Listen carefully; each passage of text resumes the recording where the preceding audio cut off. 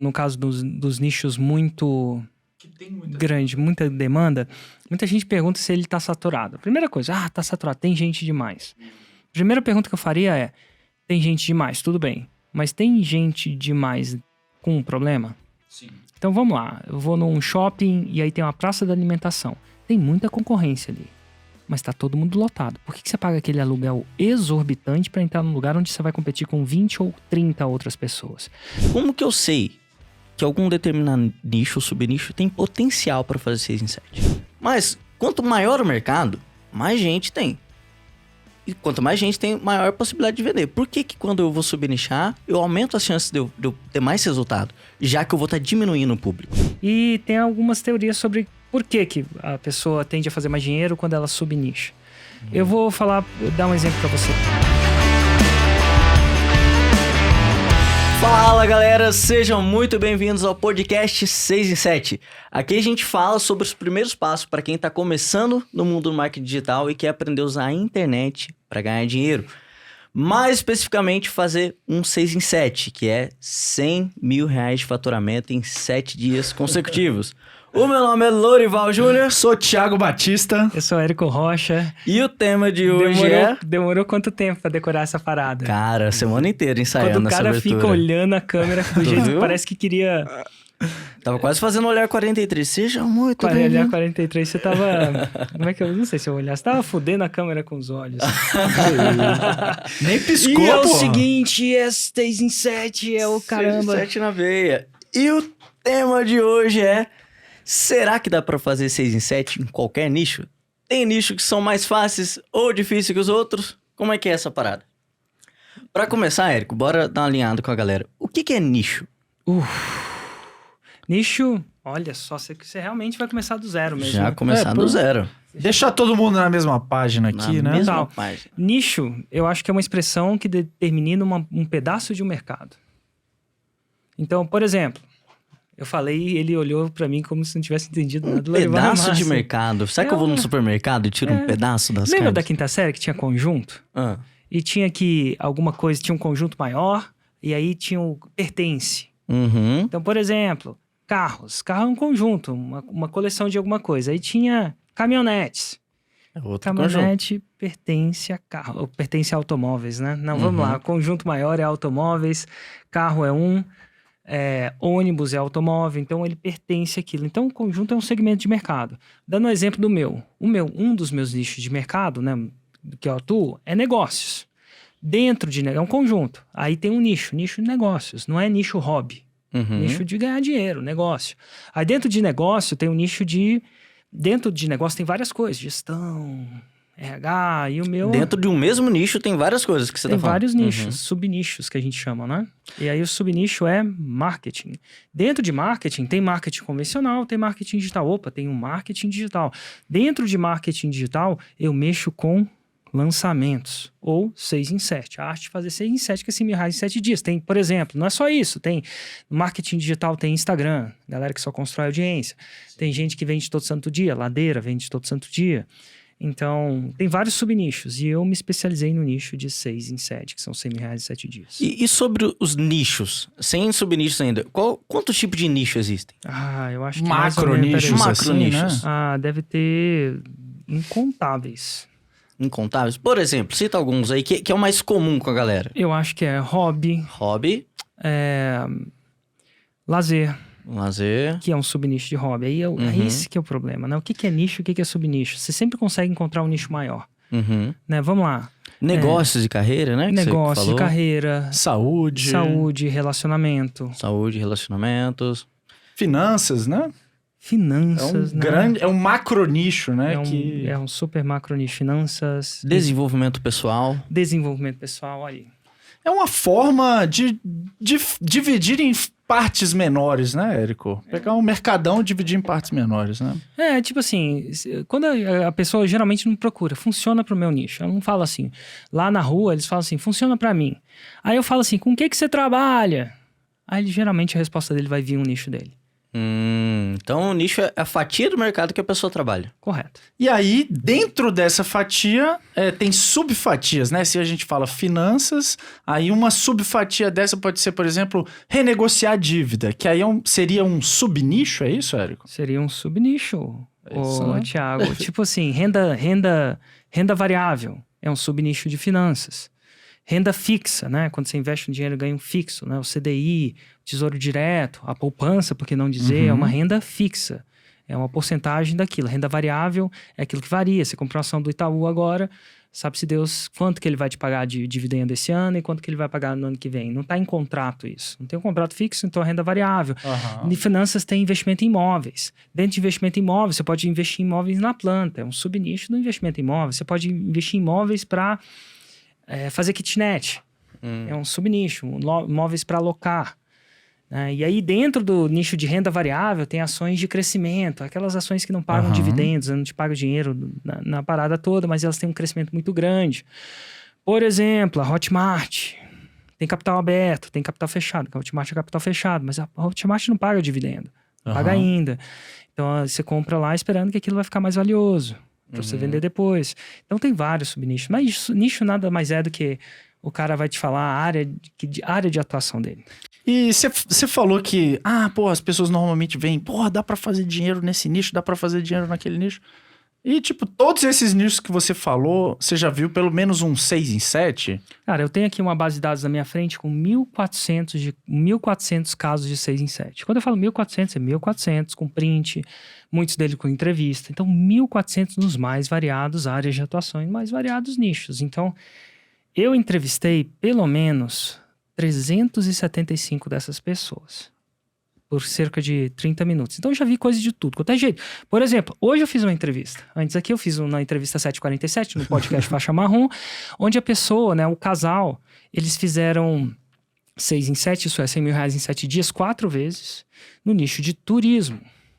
Turismo? Dentro do nicho de turismo para o consumidor final. Que você pode ter um nicho de turismo onde você vende um produto para profissionais de turismo e dentro do subnicho do consumidor final, subnicho sul do Brasil. Dentro do subnicho sul do Brasil, especificamente Gramado. Então ele ensinava as pessoas a terem uma viagem especial para Gramado. Então você vai lá para Gramado, você quer saber, cara, como é que eu posso aproveitar os lugares que você vai visitar, para onde que você vai. Exatamente. Cara, que engraçado. E ele não vendia o pacote? Ele vendia a passagem do rolê ou não? Não, nada. Hotel? Informação? Informação a R$197, é R$200. O produto 6 em 7 com R$200. Inclusive foi um dos temas lá. Será que é possível fazer 6 em 7 com produto barato? E aí eles estavam lá, esse é um subnicho do subnicho, só Gramado. Então, tipo assim, o cara só ensina uns lugares legais pra você passear em Gramado e fez 6 em 7. Correto, inclusive podia mostrar, né? Mas eu não acho que não tá... Será que eles já estão na base de dados? Isso é muito legal, né, cara? Que loucura, né? Que, é até um pouco contraintuitivo, né, Érico? Porque se você pensa, você bota no Google, você acha lugares legais de Gramado, né? Mas qual que é a pegada deles? Cara, eu viajei muito tempo na Europa. Né? Morei boa parte da minha vida adulta na Europa, boa parte na Alemanha, e depois morei, eu acho que mais de 8 anos em Londres, sou até cidadão inglês, eu tenho a cidadania inglesa. Na rainha, quando era viva, falou assim, Érico... Érico The Rock? The Rock. Não falou nada, não. Acho que quando você recebe a cidadania, você só vê a foto dessa. Você tira a foto com a foto. Inclusive, eu pensei várias vezes quando a gente Você tem a foto com a foto? Eu tenho a foto com a foto, deu me tornando cidadão inglês. Mas assim, o que eu fazia lá? E na época, vocês vão rir de mim, dependendo da idade da galera que vai... Não tinha internet, então eu ia pra Paris, por exemplo. Você vai pra Paris porque você tá perto de Paris. Não tinha internet, Érico? Tinha, mas não tinha do jeito que era hoje. Não tinha produto de informação. Então, o que comprava? Eu comprava um livro que chama Lonely Planet, que era um guia de país, que é os carinha visitando Paris e falando dos hotéis que era bom, os hotéis que era ruim, quanto custava, o que eu tinha que visitar. Quanto custava o livro? Eu não lembro, cara, porque faz tempo que eu comprei ele, é verdade. Mas alguém pode fazer a pesquisa aí e me falar, de repente, Kate, quanto que custa o Lonely Planet de Paris aí, Kate? Olha aí. Mas assim, cara... as pessoas compravam livro. E hoje em dia eu tava falando pra eles que eles... 25 e 25 reais? Aonde? Na Amazon? Mas tem de 20 a 80. Tem de 20 a 80. Só que criou uma parada que era diferente, que ela dava o curso lá e entregava e mostrava e é isso. Então, assim, pô, tem mercado. O Lonely Planet deve ter vendido livro para... Eu, pelo menos, Sim. comprei uns 5. Comprei um de Inglaterra, comprei um da Irlanda. Quando eu fui pra Irlanda, pô, Que eu massa, comprava o cara. livro, né? Eu não olhava na internet. Dentro de turismo ainda, então, dessa fatia aqui que a gente colocou turismo, em fatias menores, vocês lembram de algum outro subnicho que fez 6 em 7 dentro de turismo? Cara, eu não lembro de um, mas teve uma época que eu vendi uma consultoria pra um cara, bem caro, assim. Aham. E ele era, tipo, ele tinha turismo e vendia pacotes de turismo. Esse já vendia pacotes. Ele fez 6 em 7 vendendo pacote. O que parece mais fácil, né? Porque um pacote de turismo é mais caro, né? Mas eu não sei daquele pacote que ele vendia, não sei se conta. E outra, eu não sei se conta com 6 em 7, porque senão eu ia falar assim, fez 6 em 7 com apartamento, corretor, vendeu um apartamento de 3 milhões. Mas quanto foi a comissão dele, né? Então tem que contar com a comissão, não com o valor que eventualmente é o ativo inteiro, que ele não recebeu, né? Mas assim, muitas pessoas fizeram 6 em 7 que eu lembro com pacote de turismo, né?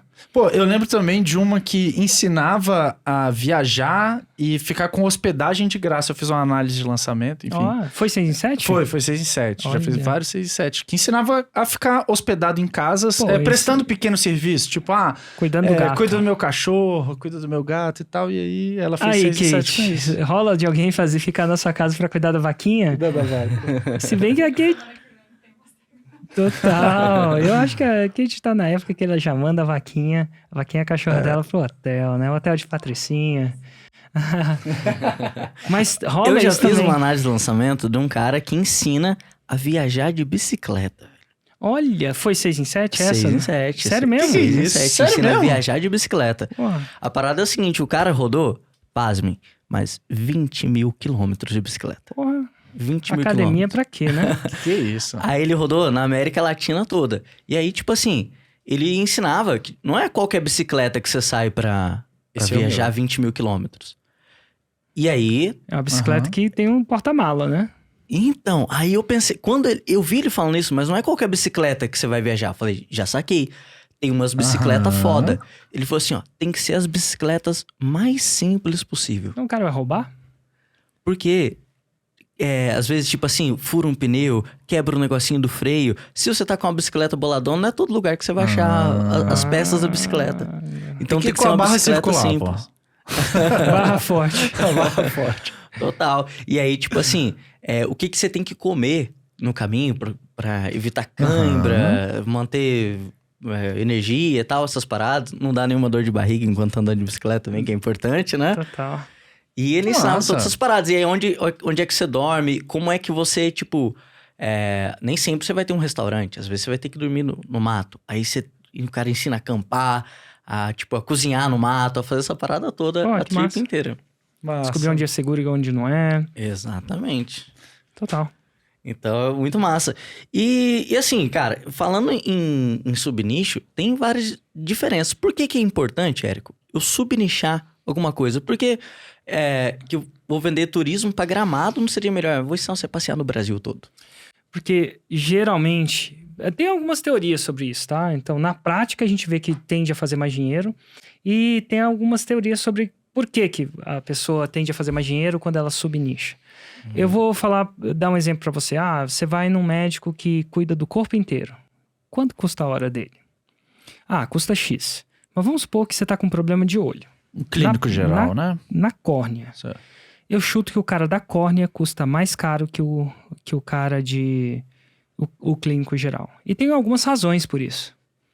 Porque você imagina, primeiro que tem menos cara de córnea do que clínico geral. Segundo, porque a gente acredita que ele sabe mais. E no mundo onde você tem o cara da córnea, o cara da mão, o cara do coração, o cara do câncer, o cara da diabetes, o cara do intestino, pra quê? Se você tem a oportunidade de ter um especialista que dedicou sua vida, né, em teoria melhor, pra fazer tudo, pra que você vai no cara geral? Então, o cara geral, ele tem uma coisa que a gente chama do efeito minâncora. Tá, em minâncora. Minâncora Que minâncora? é uma pomadinha aí que você vai lá, o arnica, né, minâncora, eu tô falando da minâncora, né, mas enfim, reza a lenda que minâncora serve pra tudo. Exato. Cura cegueira, impotência sexual, câncer... Não, basicamente, parece que você passa qualquer coisa, queimadura. E aí a minâncora é cara? Não. Mas aquele antibiótico para baixar a pressão daquela situação custa muito caro. Então, quando você abre... E aí sem exageros. Mas quando você abre demais, você deixa de ser atrativo para aquele público. Que você... Então, claro que se não tiver ninguém naquele subnicho, de repente você, em terra de cego, o caolho é rei. Então, você tá lá no interior do Nordeste, por exemplo. Não tem um cara de mão, você vai no médico que faz vasectomia, faz cirurgia do coração, faz tudo. E você vai nele contente. Mas no mundo onde tem a possibilidade de você ir no especialista, o especialista passa a ser mais atrativo. Então, quando eu comprava o livro Lonely Planet, eu comprava o Lonely Planet da cidade que eu ia. Uhum. Se eu soubesse que eu ia para Paris, por exemplo, ou para Dublin, eu acho que chama em português, eu comprava o especialista de Dublin. Você não ia comprar da Europa, né? Não ia. E aí, cara, mas se não tivesse de Dublin, eu ia comprar de Dublin. Não sei como é que fala Dublin em português, depois alguém se vê. Capital da Irlanda. Se não tivesse lá, eu ia no negócio. Então, sempre vale em terra de cego, caolho é rei, porém... Tem uma sacada que quando você é especialista, você tende a ter mais atratividade. E, de novo, a maioria das pessoas tende a querer comprar do número 1 do mercado. Uhum. Se você pode comprar do número 1 do mercado, por que você vai comprar do número 2? É difícil ter rua com o nome de vice-governador, né? Quem foi vice-campeão Daqui a gente ainda sabe que a França foi vice-campeão.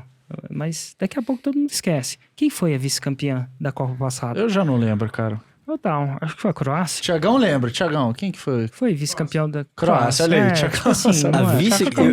eu ficaria muito feliz se eu lembrasse quem foi o campeão da Copa passada. Se a gente falar qual que é o nome do presidente dos Estados Unidos, quem é? O atual ou que já foi? Que eu já atual, sei. tô tentando pensar na resposta, cara. Mas enfim, a gente tende a não guardar tudo.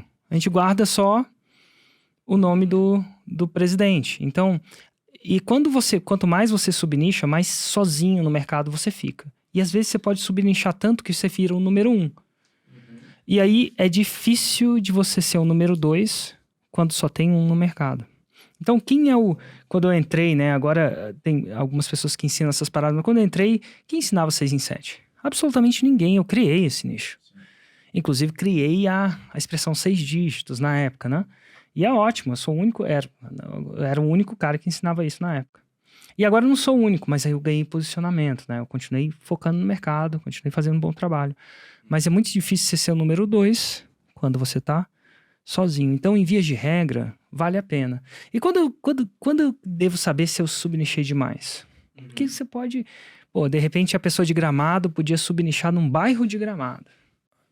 De cara, Gramado pra mim já parece subnichado demais, né? Porque tem Canela ali perto, Sul. Já foi lá? Já. Opa, o que é melhor, Gramado ou Canela? Eu vou arrumar uma briga aqui com um ou com o outro, né, cara? Não, é tudo bom, cara. É tudo bom, diplomático ele, né? Nada de polêmica.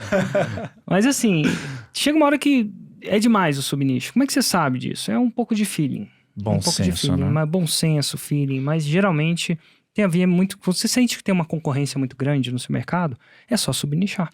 E, rapidinho, dentro, por exemplo, você pega odontologia, né? A gente viu pessoas fazendo esse caminho já inúmeras vezes, né? Caso de 6 em 7. Cara, odontologia. Você olha assim, vai ensinar um negócio... Mexer na boca do cara, né? Mas dentro disso tem gengiva, que é periodontia. Tem caso de 6 em 7, que é a Cristina Miura. Tem ortodontia. Ortodontia. Você lembra do ortodontia? O lançamento da ortodontia. Tem desoclusão, tem canal. É o canal, né? Tem o canal, que é o pessoal do Endoninjas, que no caso, muito além de 6 em 7, faixa preta, né? Aí, lotar consultório, tem outras pessoas. Tem um que ensina só a secretária. Sim. De treinar secretária dentista. De dentista. Outro de faceta de dente, né? Criar aquelas paradinhas... Implante. Então, odontologia, eu consigo ver algo como... Bem como você falou, que às vezes eu me especializar, tende a ficar... eu tendo a ficar mais percebido como o número 1 daquele nicho, né? Total. E isso tem muito a ver com a história do expert, né, Érico? Eu acho mais com a legitimidade do expert. Legitimidade, perfeito. Legitimidade é a capacidade dele de gerar o resultado para ele mesmo.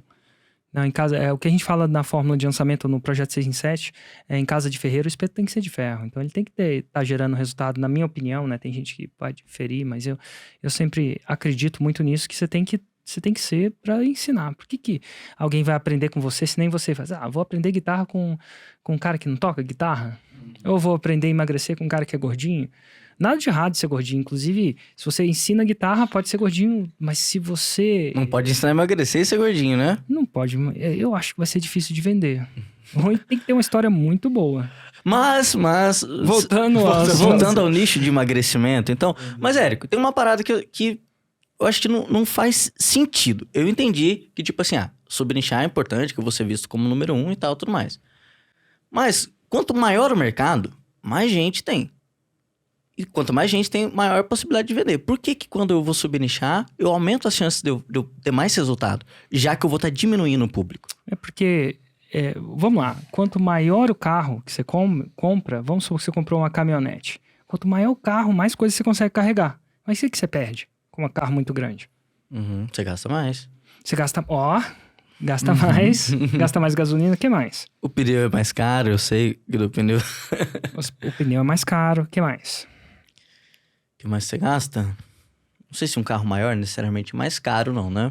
Ele é mais pesado, então ele vai ter menos estabilidade nas curvas, quiçá menos velocidade. Menos velocidade. O que mais? É mais difícil de estacionar. Sim. Eu não sei se depende do tamanho, né? Se você exagerar, mas você comprar aquelas super caminhonetes boladonas, é mais difícil de estacionar. Então, Lorival, a gente nunca pode analisar uma coisa com uma variável só. Então, você tá certo quando você fala que o mercado maior, você tem mais gente. Mas ao você fazer isso, é quase do médico. O médico ou minâncora, ela tem um mercado infinito. A minâncora, a arnica, né? Aquela erva, né? Aqui em Brasília eu entrava num ônibus e o cara botava um monte de arnica na minha mão e falava, cara, a arnica serve pra tudo. Serve pra impotência, serve pra câncer, serve pra queimadura, serve pra emagrecer. Sabe-se Deus o quê? Mas então você ganha muito numa coisa, mas você perde essa especificidade, você perde a atratividade. Então aqui você tem que ter um balanço. Então aí quando você comprou o seu carro, você fala assim, eu quero um carro legal, tem um porta-mala legal, se isso for importante para você, né? Mas eu sei que se eu exagerar numa coisa, eu vou perder outra. Então aí a gente entra no exagero da Ferrari, do Lamborghini, da McLaren. Eu tava vendo um canal que o cara tá falando da McLaren. É um carro super veloz, absolutamente veloz, mas não tem porta-mala. Absolutamente não. Ele é construído para quem quer correr naquelas pistas. Então aqui aí você vai ter que tentar achar um balanço. O segredo é um balanço. Se você exagerar para um lado, você perde. Se você exagerar para o outro, você perde. E aí você vai achar um carro que, corre legal, que é econômico para aquilo que você está vivendo. No seu caso... não vou entrar nessa parte. Não, por favor, não. Mas enfim, e aí, então assim, o que você falou é real, porém, você não tem... Nada vem de graça. Velocidade não vem de graça. Tamanho não é de graça. Beleza. Aí você tem, por exemplo, um grande nicho que, cara, já tem uma demanda muito grande. Por exemplo, ser fluente em inglês. Tipo, imagina, você é um professor de inglês, acabou de se formar e tal, dá aula de inglês em alguma turminha local e quero ir pra internet. Será que faz sentido eu procurar, né? Tipo, intencionalmente, eu sou professor de inglês, né? Eu procurar intencionalmente ser o número 1 do meu subnicho? Ou, cara, já é um negócio que tem tanta demanda, que é ser fluente em inglês, por que eu não vou simplesmente falar sobre, tipo, vou te ensinar a ser fluente em inglês em tanto tempo? Nesse caso específico, no caso dos nichos muito... Que tem muita demanda. Muita demanda, muita gente pergunta se ele tá saturado. Primeira coisa, tá saturado, tem gente demais. Primeira pergunta que eu faria é, tem gente demais, tudo bem, mas tem gente demais com um problema? Sim. Então vamos lá, eu vou num shopping e aí tem uma praça da alimentação. Tem muita concorrência ali, mas tá todo mundo lotado. Por que você paga aquele aluguel exorbitante para entrar num lugar onde você vai competir com 20 ou 30 outras pessoas? Porque apesar de ter muita gente, eles não dão conta da demanda. Por isso que você paga o aluguel alto. Então, ter o que delimita se a coisa está saturada ou não é só um lado, ter muita oferta. Mas você tem que analisar duas coisas, demanda e oferta. Então, quando ainda, por mais que tenha oferta, tem muito mais demanda, existe oportunidade. A segunda coisa que eu ia procurar nesse caso é o que é único meu. Eu não quero vender uma coisa que seja igual a todo mundo.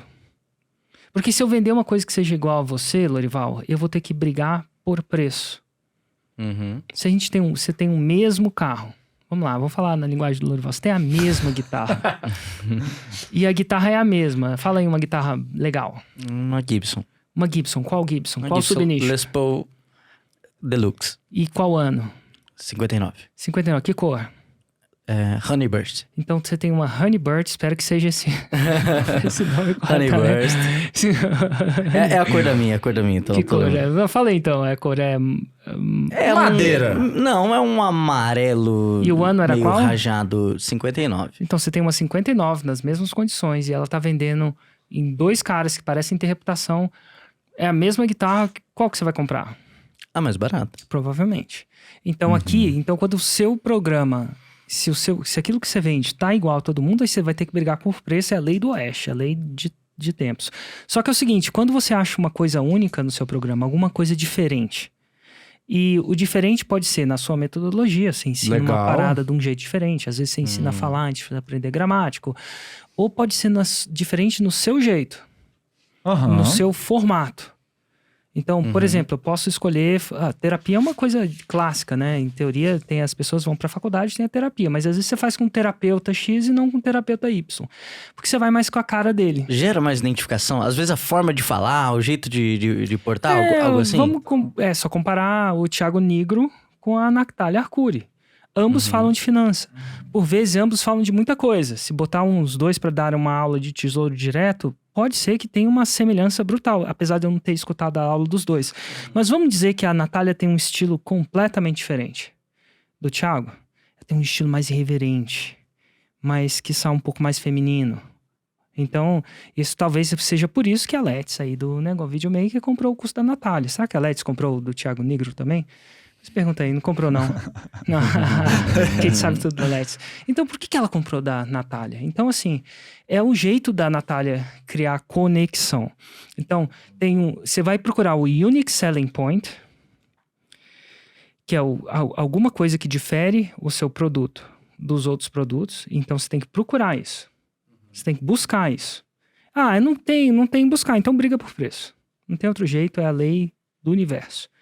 Ou the unique point of connection. Um ponto de conexão único. E pessoas conectam com pessoas. Então aí, às vezes, você vai achar um jeito de ensinar. O jeito da Natália é um jeito muito diferente do Nigro, que é muito diferente do Fábio Holder. Sim. E aí, pessoal, tudo beleza? Esse é o clássico Fábio Holder. Natália... Então, ainda tem como eu me diferenciar num nicho comum através, tipo assim, do meu estilo de falar, da minha comunicação e até algum ponto específico do meu método. Lorival, também, né? isso acontece o tempo inteiro, você se diferenciar.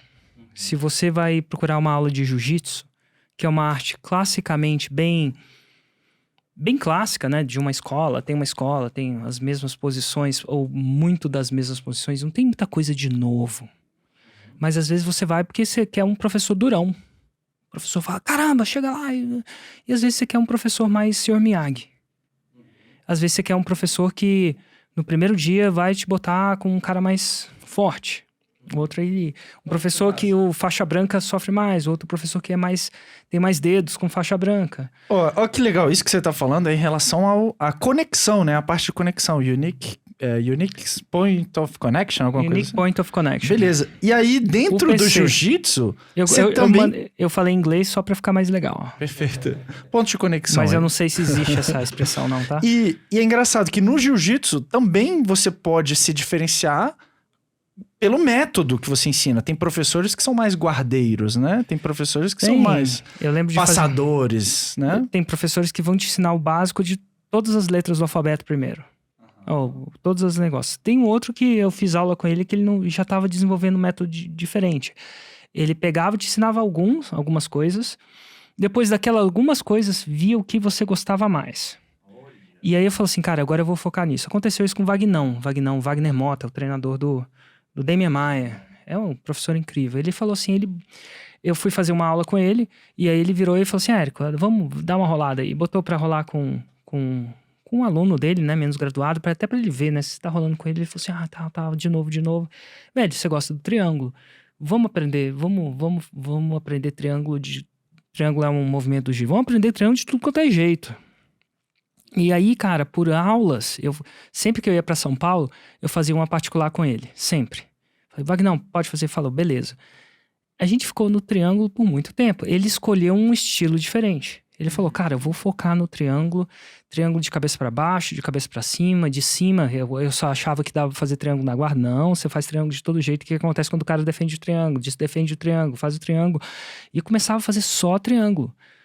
Então, assim, tem gente que faz isso no xadrez. Aprende todas as aberturas, né? Todos os estilos de começar um jogo. Tem gente que vai começar com uma abertura. Lorival, você joga? Você é o cara que começa sempre com uma abertura? Sempre ou você... na mesma abertura. Qual a abertura que você começa? A escandinava. Escandinava, bom saber. Bom saber. Não, Mas, muito assim, legal isso que assim, você falou, e cara. não tem nada de certo e errado não, mas eles vão sentindo o que acontece, né? Quando eu vou ensinar meu filho desenho, por exemplo, ele tá aprendendo desenho, eu sou mais dessa escola. Eu ensino algumas coisas e ver o que ele vai querer gastar mais hora. E hoje em dia ele tá no estilo de doodles. Tem realismo, tem sketching, tem desenho, arte moderna, ele tá doodle. Então, beleza, doodle será. Entra em tudo que é doodle. Doodle é aqueles rabiscos, né? E como é que a gente entra mais forte nisso? É um pouco do meu estilo. Eu gosto mais, assim, quando eu tô pessoalmente mentorando alguém, eu vou pegar uma coisa que a pessoa sabe e vou fazer aquilo 20 vezes. Já a minha esposa, ela gosta de um estilo diferente. Por exemplo, a gente vai esquiar. Às vezes a gente vai esquiar. Então aí, esquiar, você vai fazer aula primeiro. Você vai fazendo aula e tal, você vai num resort, dependendo de onde você vai, você tem 35 milhões de pistas. De tudo quanto é cor. A Ju gosta de fazer uma pista de cada vez. Eu pego uma pista, uma só, e fico naquela pista até eu fazer aquela pista de cabeça para baixo. Eu consigo imaginar, Érico. Minha esposa... Há quanto tempo você fala de 6 em 7, cara, né? Estamos aqui, cara. Quantas vezes já não vi? Cara, Érico, você é chato demais. Pô, não é possível. Tem muito a ver com a personalidade. Tipo, às vezes eu cara, descubro um muito bom. restaurante, eu vou naquele restaurante até eu entender, conhecer todo mundo. Pô, Asa Gaúcha, meu Deus, em Brasília. É Juliana, verdade, pelo amor de Érico, Deus. esse conteúdo, cara. Eu quero fazer... E até um dia, e eu achava isso horrível, porque eu sempre ouvi, cara, eu fazia do mesmo jeito, né? Porque, enfim... Tem algumas vantagens de você ter assinado o contrato de casamento. Não é tão fácil de sair do contrato. Na hora do namoro eu ia com tranquilo, cara. Mas não, depois que casou, tem umas coisas boas do casamento. Mas um dia eu encontrei a Barry e ela falou assim, Érico... E a gente tava falando sobre isso, né? Uma coisa. E, cara, para pra pensar. Por que é isso? Quantos anos eu lanço o Projeto 6 em 7? Ou a Fórmula? 10, né? Pois é. Olha só. É um pouco deu em... 10 ou 11, né? Abril de 2013 foi o primeiro lançamento da anos, Fórmula, não lembro do dia. Que massa. Então, assim, é um pouco disso. Eu peguei uma coisa e fui entrando, fui aperfeiçoando demais. Então, é um pouco do meu estilo. Olha que massa isso aí que você falou, né? Às vezes o diferencial é muito a ver com o estilo do expert. E às vezes as pessoas, elas tentam ser aquilo que elas não são, porque tá buscando se espelhar em alguém, porque alguém faz daquele jeito. E, cara, talvez se ela focasse no estilo dela, ela ser autêntica na parada, é uma das formas de diferenciar, né? Isso parte do princípio que todo mundo é diferente. Todo mundo é. Então, quando ela não tenta se encaixar numa outra caixa, ela tenta ser só ela vai tendencialmente a ser diferente por natureza. Que é uma coisa contraintuitiva, porque às vezes as pessoas querem se encaixar numa caixinha. E elas tentam, quando elas vão começar a fazer o primeiro vídeo, elas começam a fazer o vídeo não como elas, assim como elas acham que devia ser um vídeo feito. Então a aparência dela vai mudar, aquela coisa toda. Então, quanto mais você busca ser você, mais único você é. Mas aí voltando, a Barry virou pra mim e falou assim, não, ele não é chato. Isso acontece com todo mundo que quer se tornar um mestre em alguma coisa. Então ela chama isso, ele só tá masterizando. Eu descobri, é verdade, eu não sou chato. Eu sou um mestre. É Aí uma minha linha esposa tênue falou assim, que não, separa. cara, você fala isso porque você não come no mesmo restaurante com ele. Cara, isso é muito legal, que o fundamento é você se diferenciar, né? O fundamento é se diferenciar e subnichar é uma das formas, né? Outra forma é essa questão da conexão e outra é o método, né? Pô, tem métodos que são muito parecidos e às vezes você não precisa criar, pô, ter sei lá, ser um prêmio Nobel, criar o Five Factor Investing lá para falar de buy and hold. Você pode simplesmente ter um olhar um pouco diferente, né? É parecer ser diferente, né, E a naquilo. dica para você ser diferente é parar de estudar os seus concorrentes. Porque no começo você estuda, porque esse é o processo de aprendizado, né? O seu professor, seu mentor e tal. Mas quando você para de estudar os seus concorrentes, aparentemente parar de seguir completamente. E continua na arte, continua tentando gerar resultado para você e para os seus alunos. Eventualmente, naturalmente, você se diferencia. Agora, quando você está o tempo inteiro olhando para eles, naturalmente você não tem como se diferenciar porque você está sendo completamente influenciado, né? Tipo, você está escutando. Então, vai entrar no seu método, daquilo querendo ou não. Isso é muito legal. Quem fala muito disso também é uma aluna, né? A Luciana Fior. Ela fala, cara, eu não consumo nada de finanças. Eu consumo, uma galera de fitness, de desenvolvimento pessoal e tal, para trazer pro meu negócio para ficar único, né? Para eu não ficar enviesado, né? Digamos assim. Para outras pessoas que falam de Ou finanças. modelando, para ficar mais único. A palavra é muito boa. Isso acontece no mundo da música também, com composição. Quando eu tava compondo, fazendo essas paradas, velho, tinha uma coisa que acabava com tudo que eu fazia, era escutar outro guitarrista. Era uma merda, porque tudo que eu ia fazer, cara, tava lembrando de alguma coisa aqui. Você lembra de uma frase do Lembra de outro? alguma frase, você acaba que fica aqui em você. Então você acaba sempre sendo uma cópia barata de um tanto de coisa. Aí eu buscava, tipo assim, vou escutar Miles Davis, o cara do trompete. Aí fui escutar bateria, nego mandando bem na bateria. Porque às vezes, cara, tem rítmica, a forma de você fazer percussão na guitarra que é diferente. Então, cara, eu ia pra outros. É uma música de amor, Sem cara? falar, cara, que se você olha os outros caras, é a receita do antidepressivo, não importa qual faixa você tá. Então, quando você observa uma outra pessoa e você tá num certo nível de jogo, você vai entrar numa depressão. Porque é o seguinte, o ser humano tem o hábito, a maioria de nós que não somos santos, né, que não somos monges, que não somos perfeitos, a gente tem hábito de comparar o que a pessoa tem de melhor com o que a gente tem de pior. Sim. Então, se você é gordinho e toca bem guitarra, você não olha e fala assim, cara, sou muito bom, eu toco muito guitarra, esse cara é fit, mas eu toco mais guitarra que ele. Não funciona assim. Você olha e fala assim, esse cara é mais magro que eu. Mas se você pudesse parar de usar o exemplo de gordinho, eu ficaria contente. Porque eu tô achando que eu tô deixando de ser, mas na minha cabeça ainda sou, porque o bullying continua, sabe? Cara, as mulheres, cara, vamos entrar pro público feminino. Às vezes uma mulher gosta mais do cabelo da outra. Ah, nossa, se eu tivesse esse cabelo. E ela olha tudo que a outra tem de bom e ela não tem de boca, cabelo, perna, bumbum, roupa, articulação, comunicação. Você nunca. A gente não é treinado e fala assim, nossa. Eu lembro de uma treinadora de cães, né, que tava falando, é verdade, né? Às vezes eu encontrava uma outra mulher e falava assim, nossa, ela é tão mais jovem que eu, né? Eu não sou mais jovem. E ela era uma atleta. Ela. Tipo, era tão mais jovem, ou comparar o Érico. Nossa, o Érico sabe tanto desses termos. Ela era bem analfabeta digitalmente, de CPL, custo por lead, sabe tão mais de Ela não virava pra mim e falava assim, esse cara não tem noção de como treinar um cachorro. Então, por isso, a gente sempre vai jogar pra baixo. E na melhor das hipóteses, quando você compara, o seu cabelo é tão ou melhor, a sua articulação, o seu lábio, aquela coisa toda, isso também faz você se acomodar.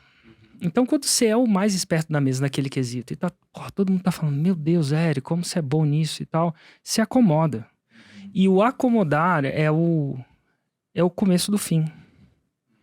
Você se acomoda naturalmente, aí você sai tá na zona de conforto, acomoda, não gera crescimento. Então, quando você se compara, na minha opinião, e o cara é melhor que você, você se acomoda. E mesmo que seja um pouquinho. E quando ele é muito melhor que você entra no antidepressivo.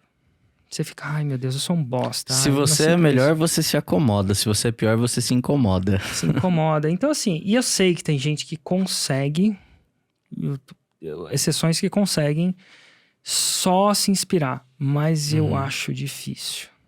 Eu achei muito massa isso que você falou, que a gente compara o melhor de uma pessoa com o nosso pior. Tem sempre o mais rico, tem sempre o mais carismático, tem sempre o mais gente fina, tem sempre o mais melhor com total. pessoas, tem sempre o mais criativo. Que massa, velho. Massa demais. E Érico, pergunta bem pessoal assim, o que te motiva a não se acomodar, cara? Porque, pô, em tese você já conquistou tanta coisa, mudou tantas vidas. Pô, você abre um Instagram, só vem gente, pô, você mudou minha vida, agora eu consigo fazer isso.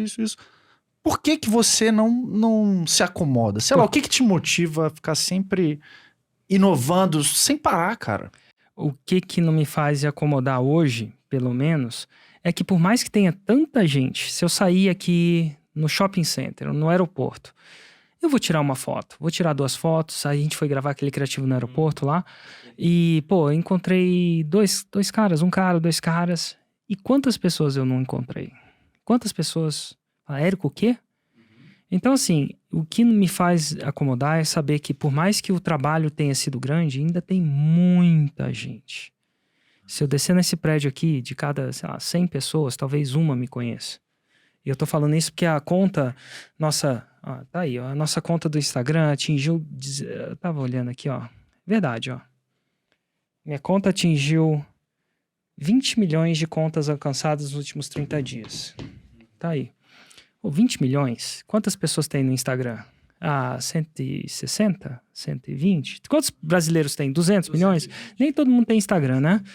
Então, vamos lá. Eu vou chutar que tenha 120 mil pessoas, milhões de pessoas há mais de 25 anos, né? Porque eu não tenho um mercado por menos de 25 anos, é um mercado muito que eu não atuo muito. Eu há mais de 18 anos, definitivamente.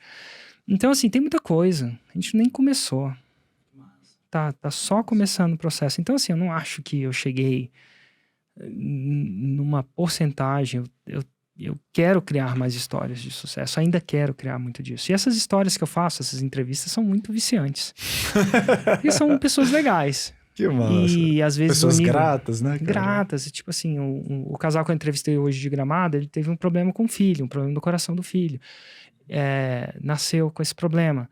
E eles precisavam ir para Porto Alegre. Eles estavam em Gramado, moravam em Gramado. Então, assim, se eles não tivessem esse estilo de vida digital, ia ser muito difícil. Como é que você vai 2, 3 vezes a Porto Alegre?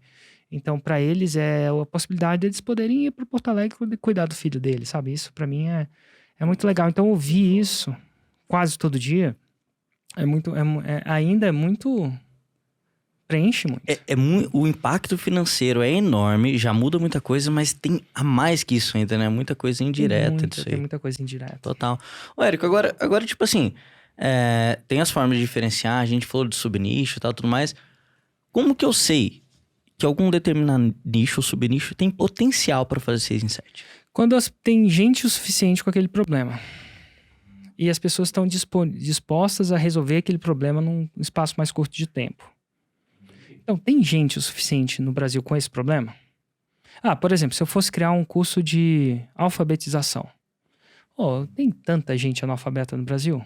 Sim. Não, a verdade é que não tem, cara. Tem funcional ou...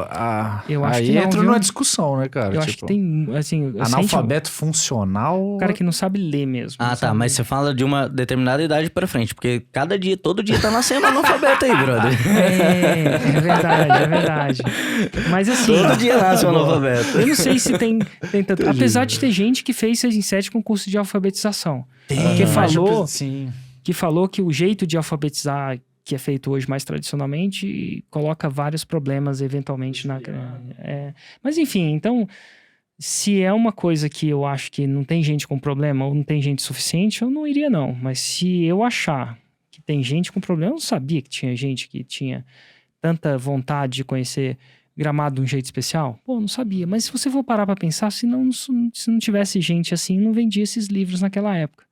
Não, e faz todo sentido, cara, que às vezes você vai pra uma cidade, tipo assim, eu já fui Campos do Jordão, que cara, eu ficava andando onde a vista alcançava ali, tem altos lugares pra você ir que você não sabe mesmo, né? Então, é uma parada massa de resolver. Então, se eu vejo que tem potencial pessoas com aquele problema pra resolver... O empreendedor é um resolvedor de problemas, ponto. É isso que a gente faz. A gente não vende produto. Eu acho que a gente vende produto para chegar lá, né? Não tô falando que a gente não vende.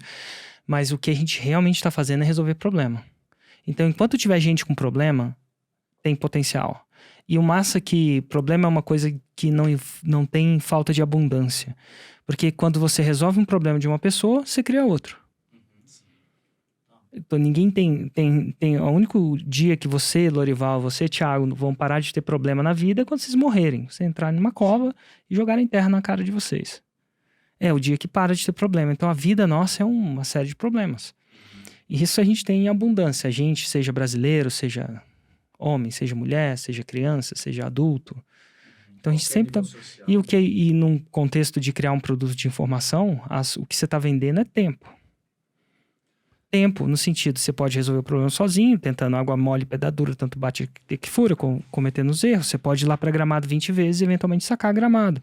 Mas se quiser cortar o caminho, né? Cortar o caminho. E massa, Érico, massa. Você queria complementar isso aí? Vou pular para outro aqui, cara. Simbora.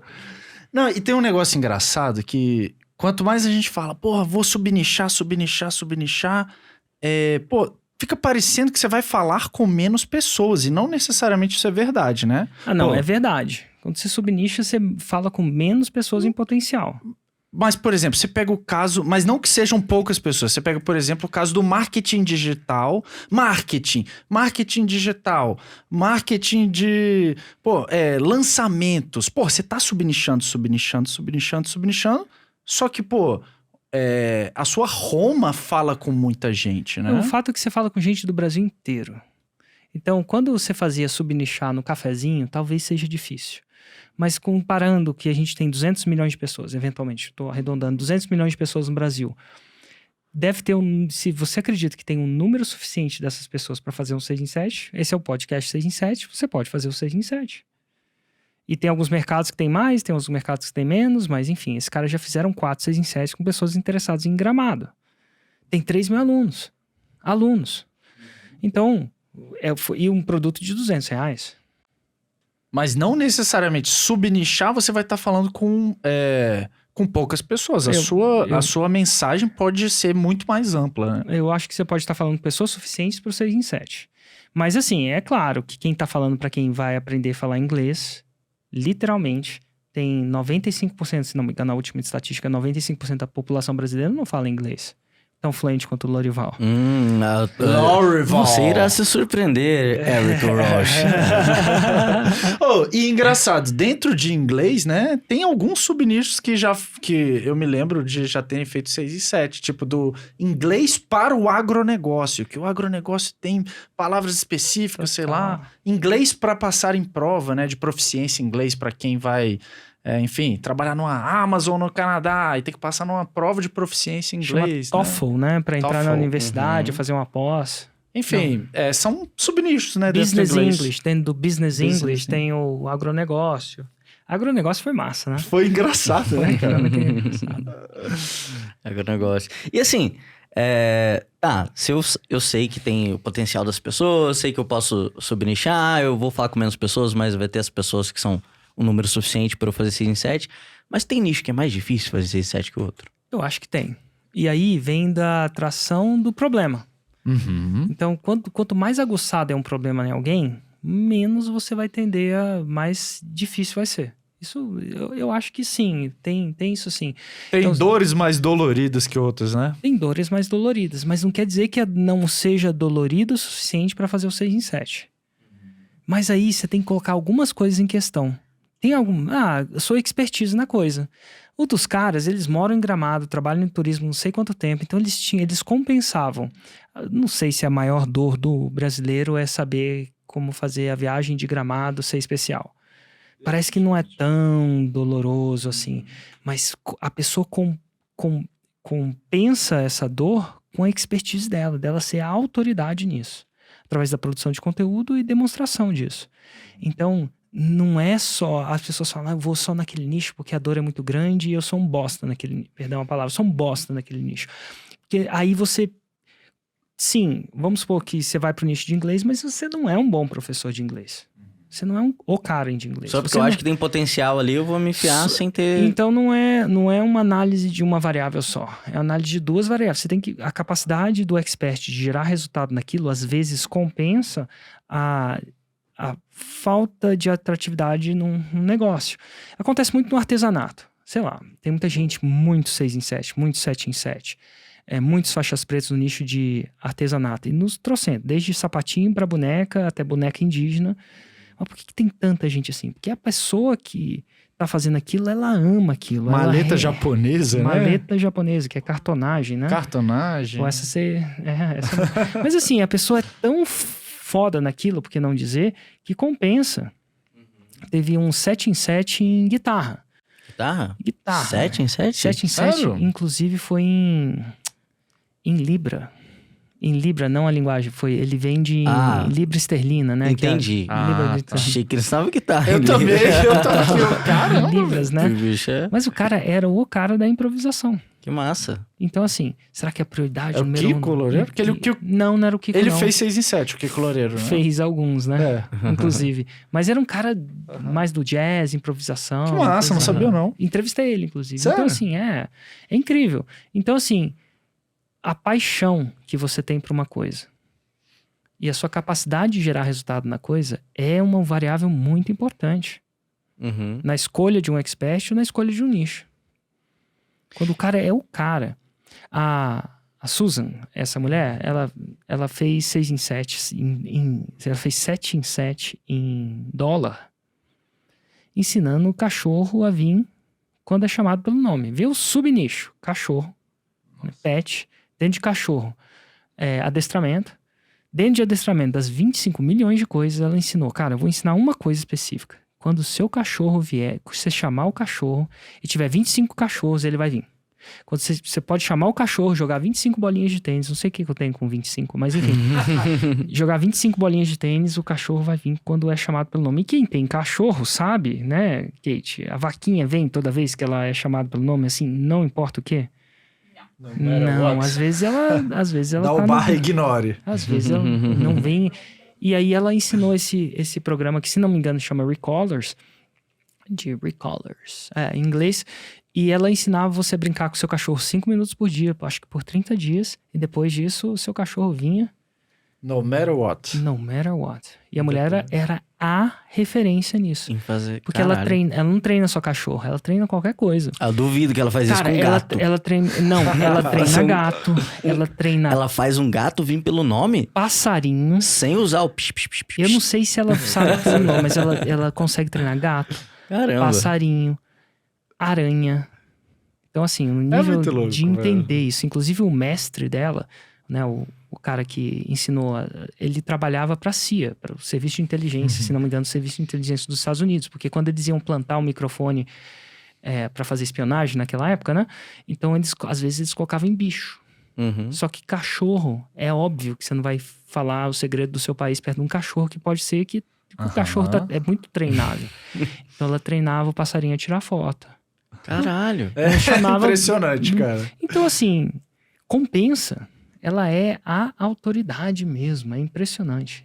Cara, é muito louco. Então, que, tipo assim, os nichos que são mais difíceis ou mais fáceis, não tá ligado. Tipo assim, se eu for ensinar a ganhar dinheiro, é mais fácil do que eu ensinar... Não, tá ligado em algumas coisas. Tá ligado, sim, eu acho que a atração do nicho é uma variável, a gente não é hipócrita de saber. Uhum.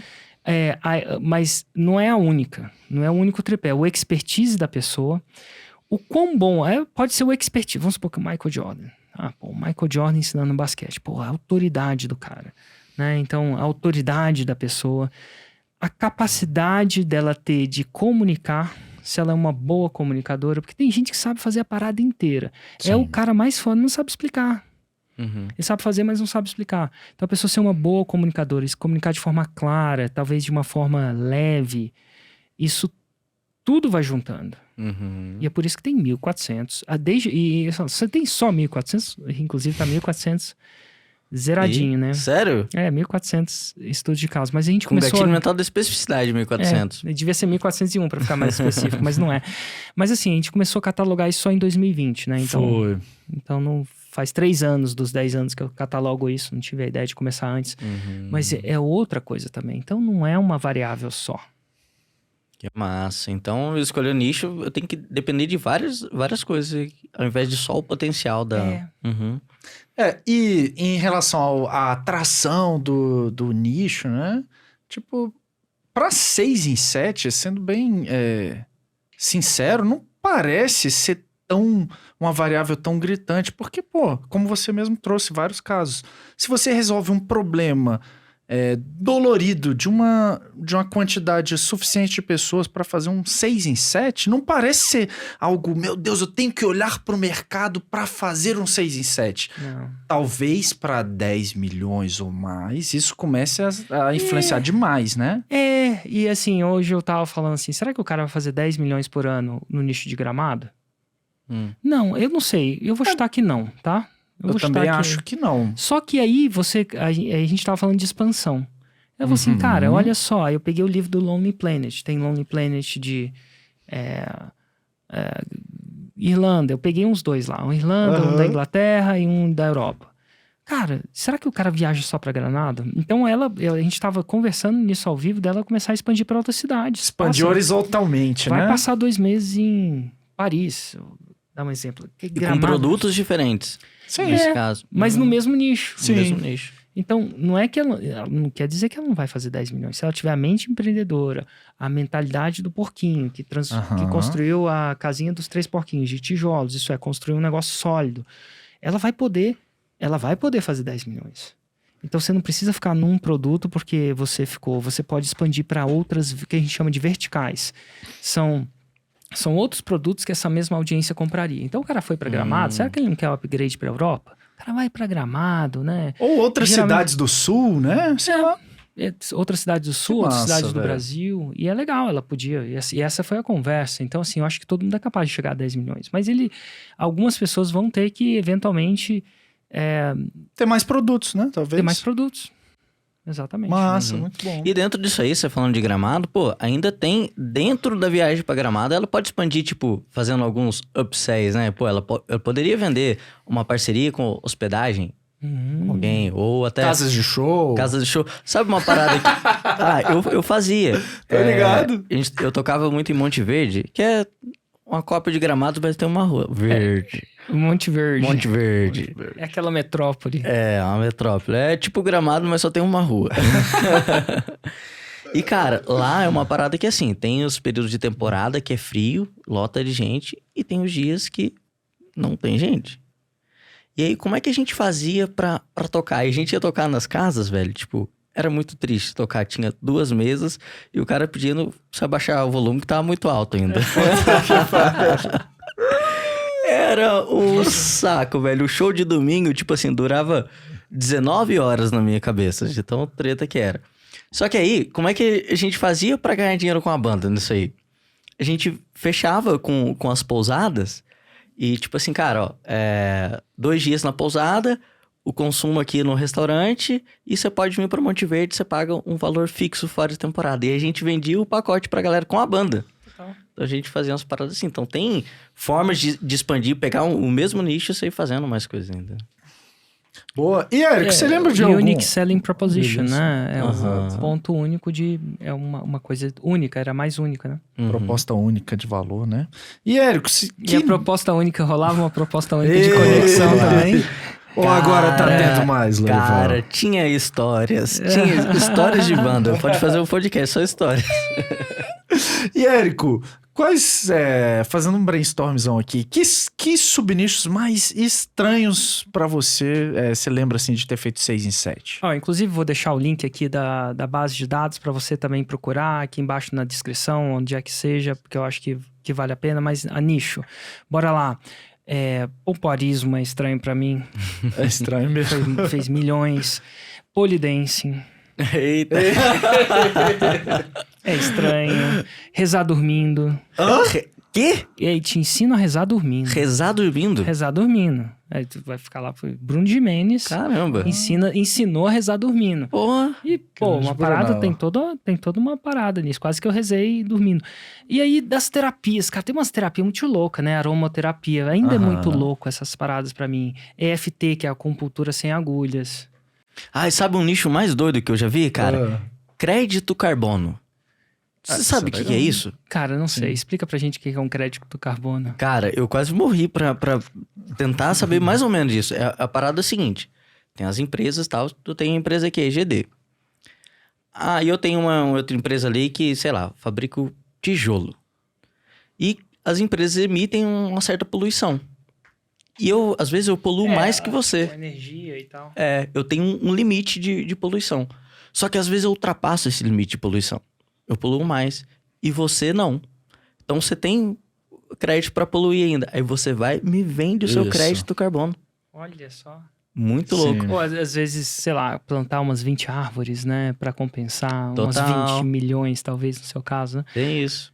Crédito. E tem crédito as carbono. empresas que elas investem em plantações justamente porque elas têm muito crédito carbono e vendem essa parada depois. E o cara pasme, fez 6 em 7 com isso? fez Sim. 6 em 7, eu acho que ele colocou... Não, eu vou errar alguns números aqui, mas aproximadamente ele deve ter colocado uns 15 mil reais e voltou mais de 400 mil reais em um lançamento. Olha que louco. Eu conheci um cara que vendeu uma empresa por 80 milhões, uma empresa disso. De crédito carbono, pô. exatamente. Fechou. Parar de ensinar no marketing digital. Você conhece, Thiago? Você já analisou muito lançamento? Já. Cara, olha só, Mas só isso- dentro do agronegócio, do agro, né? Cara, a gente pega, por exemplo, piscicultura, a gente já fez análise de lançamento de piscicultura, lago artificial. Galinha caipira, ovo Galinha caipira. caipira. Esse eu não sabia, não. Sério? Acho que a Aham, Adriana eu vi, falou. Soja, de tipo aumentar a produção sem a sua produção de soja em 15%, sem aumentar os seus custos, só com o que você já tem, 6 em 7 no primeiro lançamento. Teve um rapaz que a gente fez uma consultoria com ele, que também era do agronegócio. De soja. De ele soja ensina também. soja, total. Fez 7 dígitos investindo quase nada também, cara. Que loucura. Tudo dentro do agronegócio. Futebol de botão. Não. Aí Futebol não, de pô. botão. Ô, Karina, Sério? tem que ter auditoria nesse negócio aqui. 6 em 7 Futebol de cara. Fact check, né? Futebol de botão, meu amigo. Eu falei, não. Ninguém joga futebol de botão mais. Só que é tipo assim, aí eu fui ver. É real, cara. Conversei. O cara é o Neymar do futebol de botão. Não é que tipo assim, a parada, ele vende toda no curso dele, toda a história do futebol de botão. Quem foram os campeões. Velho, uma loucura. Eu falei, velho, não. Foram os campeões, né? Bruxaria. Bruxaria, numerologia cabalística. Inclusive, quantas sogras fizeram esse curso? A minha pós-doutorado. Vamos lá. Tomara que ela não escute o podcast 6 em 7, né? Sequestraram minha sogra. Bem feito pro sequestrador. Conhece essa música, Eric? Não O Bezerra da conheço, Silva. não. Ao invés de pagar o resgate, foi ele que me pagou. Aí tem a melhor parte da música, é o... Ih. Boneca indígena, né? Você falou. Boneca indígena, definitivamente. Tapete. Tem a parada...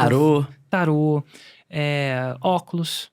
Óculos? Óculos, o cara fez óculos. Vendia óculos, se não me engano, da Oakley, posso estar errado, tá? Aham. Mas ele vendia óculos e fez a parada e vendeu Comida congelada, já teve... cachaça. Já teve de cachaça e já teve Comida. contra alcoolismo também, cara.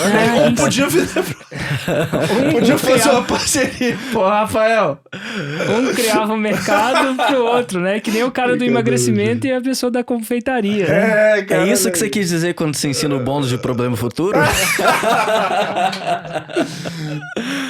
Show de bola. Então, pra encerrar, Érico, que dica que você dá pra galera escolher o nicho dela? Eu acho que ela focar não a falar a palavra nicho. Tirar a palavra nicho da sua cabeça no primeiro momento e substituir pela palavra problema. Porque nicho, a gente fica muito... qual que é o nicho melhor? Não, cara, qual que é o problema que eu quero? E a gente pergunta uma coisa, a gente fala pro nosso cérebro, a gente muda uma palavra no nosso cérebro e a gente muda as respostas. Mudou a pergunta, muda as respostas. Que problema que eu acho que eu vou resolver? E se tivesse problema suficiente, tem. Se tem uma coisa que o Brasil não falta, é o quê? Problema. E o fato é que em nenhum lugar falta problema. Então, é mudar a palavra de nicho para a palavra problema. E o dia que você sacar que tem problema pra caramba, você vai andar no meio da rua e vai ver vários problemas. E aí você escolher um que você curte, que você quer erradicar, que você quer colocar nos livros de história, ou morrer tentando. A sacada é problema. Boa. Dica de ouro aí pra quem quer escolher o seu nicho. Então, A gente fica por aqui, encerrando mais um episódio do Podcast 6 em 7.